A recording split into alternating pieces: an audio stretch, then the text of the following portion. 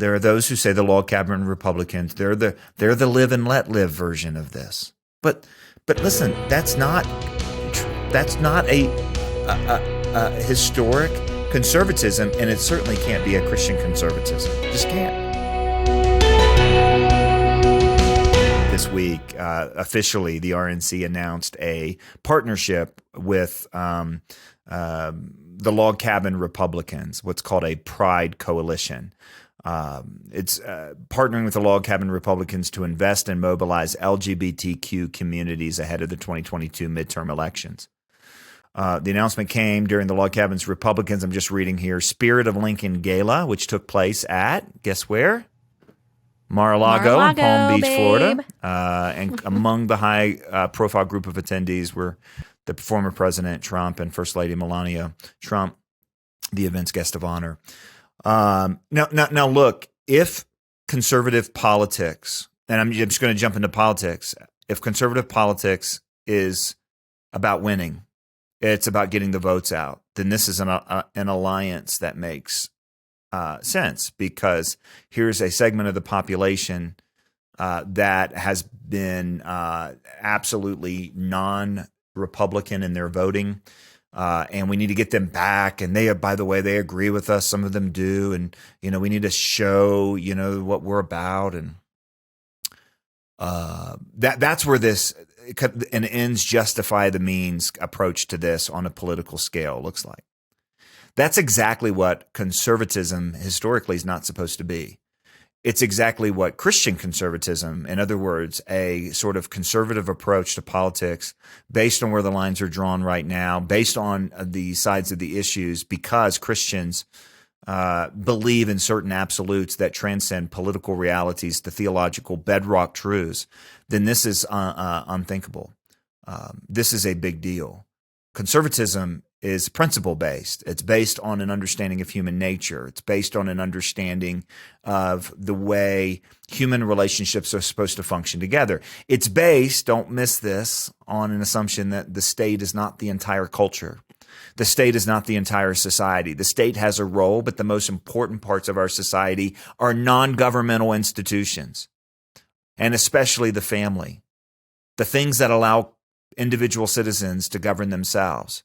Freedom, non-intrusion, not being coerced.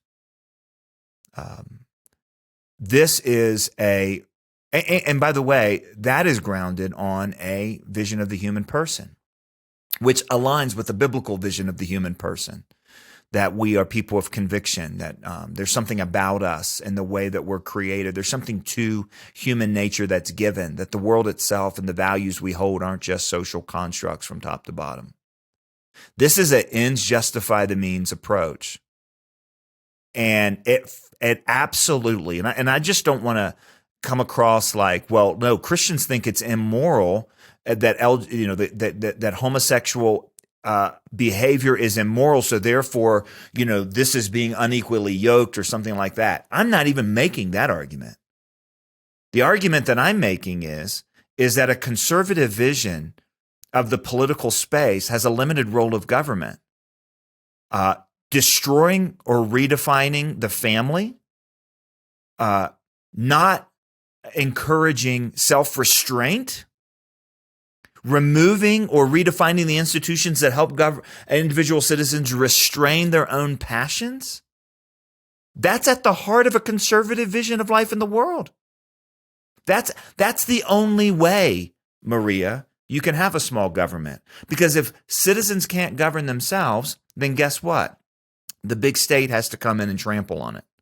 It's the conscience or the constable. The conscience is formed in institutions, non-governmental institutions like the church and especially the family. And you know what? You can't just put a group of people together and call it a family. That's at the heart of this of the ideology that drives the LGBTQ movement in all of its forms. Now, I know there are those who say the log cabin Republicans, they're the live and let live version of this. But listen, that's not a historic conservatism, and it certainly can't be a Christian conservatism. Just can't. I don't think taking issue with embracing the log cabin Republicans is necessary. We're not saying we don't want any gay people to support conservative policies. That it has nothing to do with the identity of the people involved. It's bringing into a platform a tacit agreement that homosexuality is not harmful. And that's what you're saying. When you if you embrace that, then you're going to lead to societal problems that will lead to bigger government, you know? I think your distinction is a really important one, which is this isn't a protest about whether gay people can play on our team or be a part of our club. This is a partnership with an organization that is advancing, that thinks LGBTQ identity is a issue of political policy. So therefore, political policies that are shaped by LGBTQ ideology now will infiltrate the overall platform. And that points to two things to talk about this issue of, does, and let me frame it this way, given President Trump's moral failings historically and his cruelness and his Twitter account and things like that, things we've all talked about before and acknowledge. Have we kind of, have Christians Christians who supported him lost sort of moral authority to say anything about this? I think this is actually a test. Do we really believe in an ends justify the means? There were a lot of people who found the personal behavior of the president to be horrific and problematic and evil, and also then made the decision that the ideas that were being advanced about life, about marriage, about sexuality, about identity on the political left were also evil. Now we have to make a decision. And that the decision needed to be more than a moral evaluation of niceness.